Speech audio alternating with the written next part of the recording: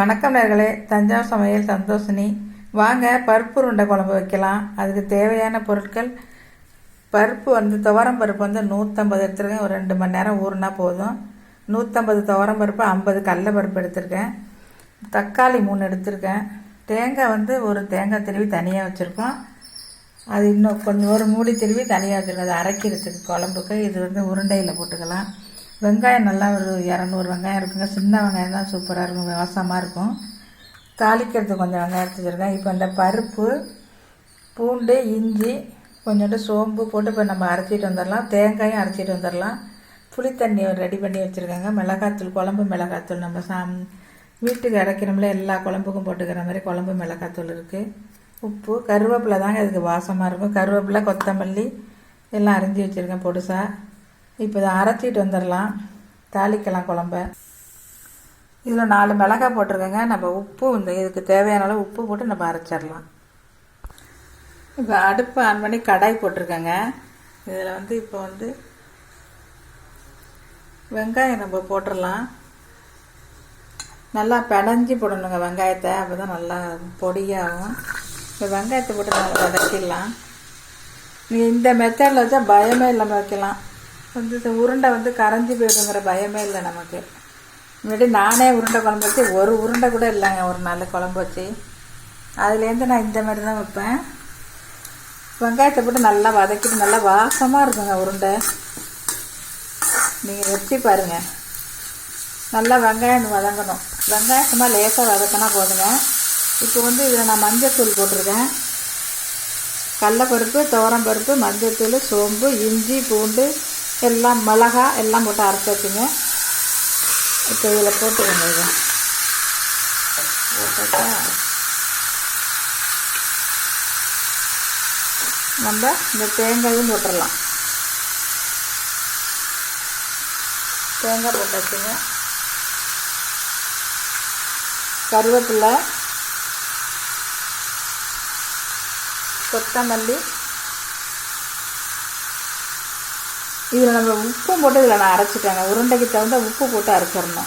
அவ்வளோதாங்க. நல்லா கிண்டி கொஞ்சம் வெந்தோன்னா இறக்கிற வேண்டியதாங்க. இப்போ நம்ம இந்த அளவுக்கு நல்லா அரை வேக்காடை வெந்தால் போதுங்க. இதேமாதிரி இப்போ இறக்கி நம்ம உருட்டி குழம்பு தாளித்து குழம்புல போட்டுடலாம் வாங்க. இப்போ நல்லா அகலமான பாத்திரமாக வச்சுக்கிட்டிங்கன்னா இந்த உருண்டையெல்லாம் நல்லா வேகிறதுக்கு நல்லா இருக்குங்க. வாங்க இப்போ இதில் நம்ம சோம்பு போட்டுடலாம். சோம்பு பொடி வச்சுருக்கேன், அது போட்டுடலாம். வெங்காயம் போட்டுடலாங்க.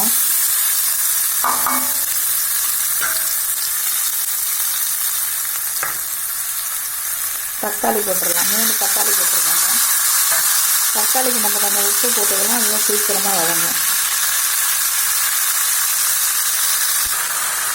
இப்போ தக்காளி நல்லா இந்த அளவுக்கு நல்லா வதங்கணுங்க. நல்லா மையாகிட்டு பாருங்க. இப்போ நம்ம கருவேப்பிலை போட்டால் தாங்க வாசமாக இருக்கும். நிறைய கருவேப்பிலை போட்டுக்கலாம்.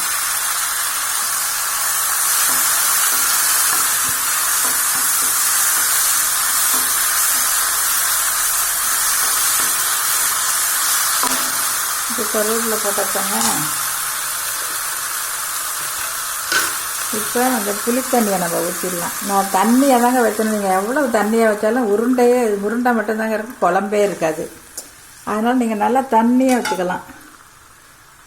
தேங்காய் ஊற்றிடுறேங்க அரைச்சது. அதனால தான் நானும் தண்ணியாக வச்சுருக்கேன். உப்பு போட்டுடலாம். மிளகாத்தூள்,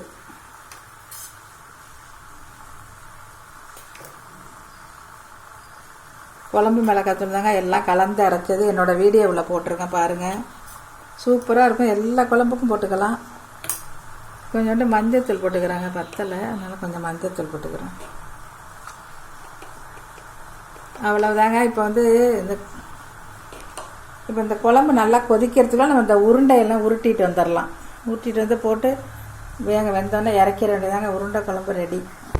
இப்போ குழம்பு நல்லா கொதிச்சிட்டுங்க. இப்போ நம்ம பாதி உருண்டையை போட்டுடலாம். பாதி உருண்டை மேலே வந்ததுக்கப்புறம் தாங்க அடுத்த பாதியை போடணும்.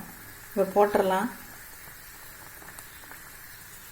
சில பேர் இட்லி பானையில் வச்சு அவிச்சு போடுவாங்க. இது மாதிரி செஞ்சு பாருங்கள், செம்ம டேஸ்டியாக இருக்கும். உருண்டையும் நல்லா செம வாசமாக இருக்குங்க.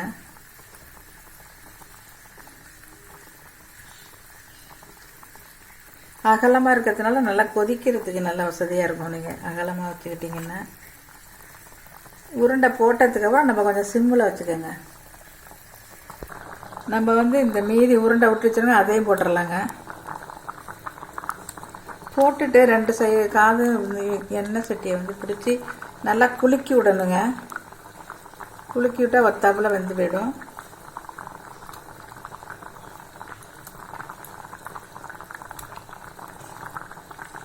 இப்போ வீடியோ எடுக்கிறதுனால காட்ட முடியல. அது எண்ணெய் சட்டியை பிடிச்சி குலுக்கி விட்டால் எல்லா உருண்டையும் உள்ளே போயிடுங்க. இப்போ நம்ம குலுக்கி விட்டோன்னா வத்தாப்புல உள்ளே போயிட்டு பாருங்கள். இப்போ சிம்மில் வச்சு ஒரு 5 நிமிஷம் மூடி வைப்போம், வெந்து போயிடும். இப்போ நல்லா கொதிச்சிருச்சுங்க குழம்பு, இறக்கிடலாம். பருப்பு உருண்டை குழம்பு ரெடி ஆயிடுச்சுங்க.